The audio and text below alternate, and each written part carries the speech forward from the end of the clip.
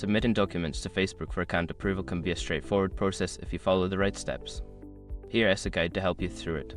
Step 1. Access your account settings. Log into your Facebook account and navigate to the settings menu.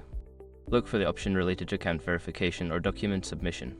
Step 2. Choose the verification option.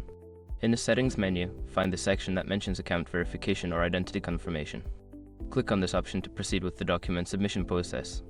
Step 3. Prepare your documents. Gather the necessary documents that Facebook requires for verification. This may include a government-issued ID, utility bills, or other forms of identification. Ensure that the documents are clear and legible. Step 4. Upload your documents. Follow the prompts to upload your prepared documents. Make sure to select the correct files and double-check that they meet Facebook's requirements regarding format and size. Step 5. Submit and wait for approval.